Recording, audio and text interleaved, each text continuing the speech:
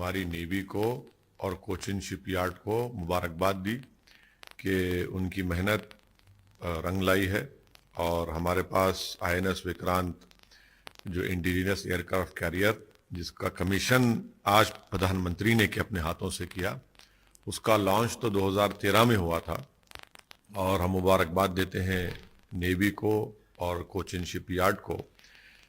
साथ ही साथ हमको इस बात को भी सोचना है कि प्रधानमंत्री नरेंद्र मोदी की सरकार हमको तीसरा एयरक्राफ्ट कैरियर चाहिए, उसकी इजाज़त क्यों नहीं दे रहे हैं? उसी नेवी में हमको 200 शिप की जरूरत है, हमारे पास सिर्फ 130 है, क्यों नहीं दे रहे इसका परमिशन? इसलिए नहीं दे रहे प्रधानमंत्री नरेंद्र मोदी क्योंकि उन्होंने भारत की इकोनॉमी को अपने गलत पॉलिसियों की वजह से बर्बाद कर दिया। उनके पास पैसे नहीं है तीसरा एयरक्राफ्ट कैरियर बनाने के लिए, और जो 130 शिप है, हमको 200 शिप की जरूरत है। तो ये, और तीसरी बात यह है कि 45,000 टन का ये इतना बड़ा इंडिजिनस एयरक्राफ्ट कैरियर देखकर उम्मीद करते हैं कि देश के प्रधानमंत्री को हिम्मत आएगी और वो लफ्ज चीन अपनी जबान से अदा करेंगे और भारत के पार्लियामेंट में सेशन को बुलाएंगे ताकि चीन जो हमारी जमीन पर कब्जा करके बैठा है 1000 स्क्वायर किलोमीटर पर, जो चीन आज हमारे ग्रेजिंग राइट्स को बंद कर दिया है, करीब 10 किलोमीटर भारत की टेरिटरी में अंदर आ चुका है, जिससे 10 गांव मुतासर हुए हैं। हम उम्मीद करते हैं कि ये इतना बड़ा विक्रांत को देखकर हमारे देश के प्रधानमंत्री को हिम्मत आएगी और वो चीन का नाम लेंगे और पार्लियामेंट का सेशन बुलाकर चीन के इस भारत की जमीन पर कब्जा के बारे में डिस्कशन होगा। सर, मेरा मानना यह है कि अगर किसी शख्स के आतंकवादी तंजीम से ताल्लुकात होते हैं तो यकीनन कानून को अपना काम करना चाहिए, उनको गिरफ्तार करना चाहिए और उनको कोर्ट से सजा दिलाना चाहिए। मगर असम में बोगैगांव में जो मदरसे को डिमोलिश किया गया वो कंडेमनेबल है, इसलिए कि हेमंत बिस्वा शर्मा की सरकार ने सिर्फ 12 घंटे का टाइम दिया नोटिस देकर, हाँ, और वो बिल्डिंग 3 साल से मदरसे की वहां पर बनी हुई है। रात में सुबह 1:30 बजे उन बच्चों को 260 बच्चों को मदरसे से निकालकर गांव वालों के घर पे रखना पड़ा। ये कौन सा इंसाफ है बताइए आप? और आप नोटिस में ये नहीं कहते, नोटिस में कहते कि सेक्शन 26 डिजास्टर मैनेजमेंट का वायलेशन किए। भाई 3 साल से बिल्डिंग खड़ी, आपको याद नहीं आया? और आसाम के मुख्यमंत्री बोलते कि हम बुलडोजर लगाएंगे। आप रूल ऑफ लॉ के तहत सरकार चलाएंगे या बुलडोजर की तहत सरकार चलाएंगे? और बुलडोजर की तहत चलाना चाहते हैं तो आप बोल दीजिए मेरे पास संविधान की कोई अहमियत नहीं है, मैं अपनी मनमानी करूंगा। सर, उसमें अनियमितता पाई गई तो सरकार अगर नहीं, देखिए, अगर कोई टीचर के संगठन से, आतंकवादी संगठन से ताल्लुक थे, आप पूरी तरीके से उनको गिरफ्तार करिए, केस चलाइए और कोर्ट में उसको साबित करिए। मगर आप पूरे मदरसे को तोड़ देंगे, ये कौन सा कानून है भाई? मदरसे जो 3 साल से खड़ा हुआ है और नोटिस में आप ये नहीं कहते कि हम टेररिस्ट ऑफेंस में यहां का टीचर पकड़ा गया, आप सेक्शन 26 डिजास्टर मैनेजमेंट का जिक्र करते। सुबह 1:30 बजे रात को 260 बच्चों को, मासूम बच्चों को मदरसे से निकालकर गांव वाले अपने घरों में रखते हैं और 12 घंटे की आप नोटिस देते हैं। भाई उसमें तो म्युनिसिपल लॉज में ये प्रिंसिपल्स ऑफ नेचुरल जस्टिस के खिलाफ है।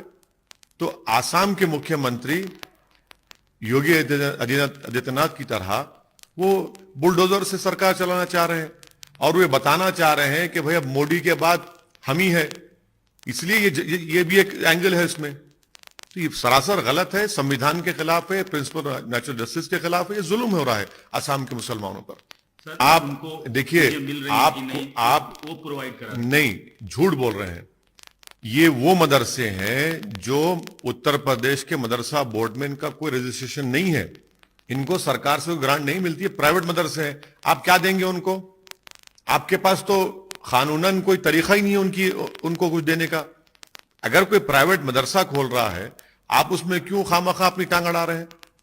आप सर्वे क्यों कर रहे हैं? अरे भाई, अगर आपको survey National Commission for Child Protection Rights ने किया, वो तो एक नेशनल कमीशन है, कॉन्स्टिट्यूशनल बॉडी है, वो तो हिंदुत्व आइडियोलॉजी का प्रमोशन का एक अड्डा बन चुका है।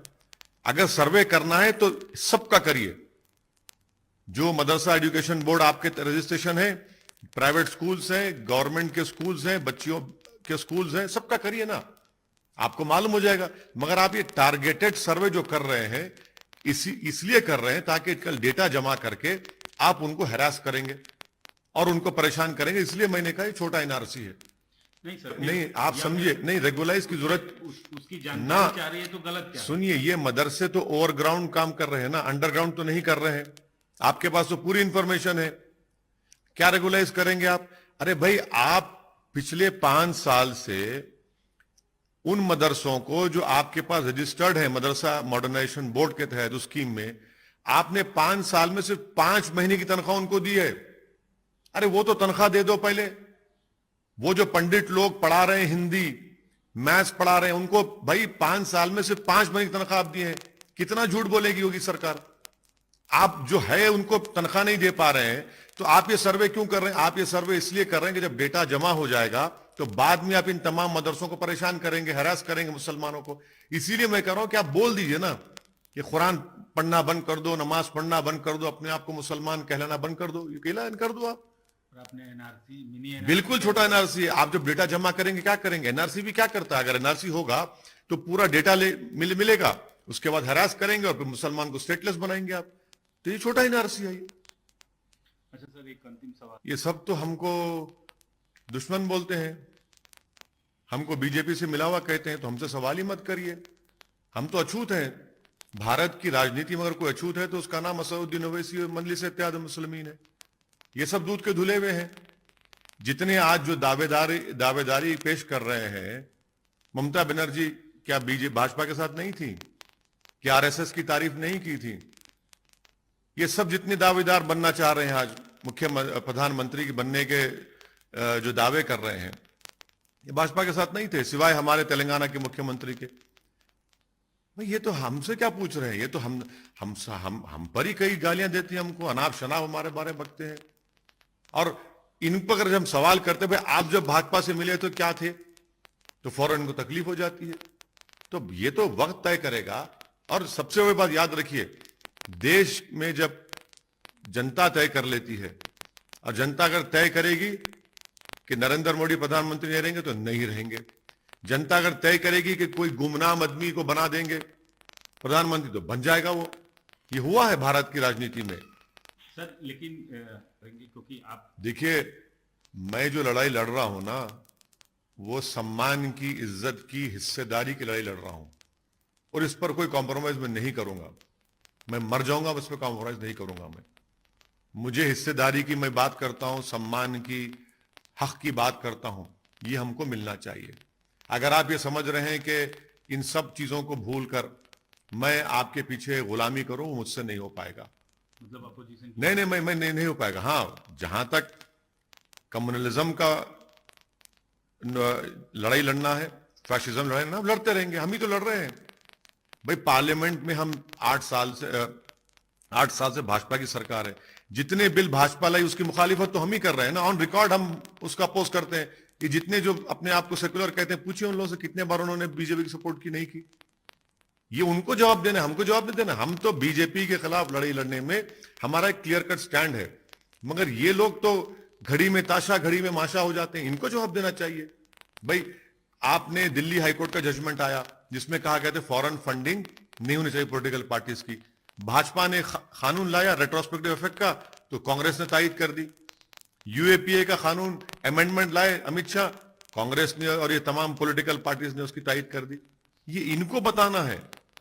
भाई ममता बनर्जी अगर आरएसएस की तारीफ कर रही है, अगर वही बात अगर मेरी जबान से निकल जाती तो मेरे खिलाफ फतवा जारी कर देते ये सब लोग कि वही से अगर मरेगा तो कब्रिस्तान में जगह मत दो, क्योंकि वो बोल सकते हैं और मैं मुसलमानों की हक की बात करता हूं, उनके सम्मान की, उनकी हिस्सेदारी की बात कर रहा हूं, तो मैं मिला हुआ हूं और आप दूध के धुले हुए। ये हिपोक्रेसी नहीं है तो क्या है बताइए आप।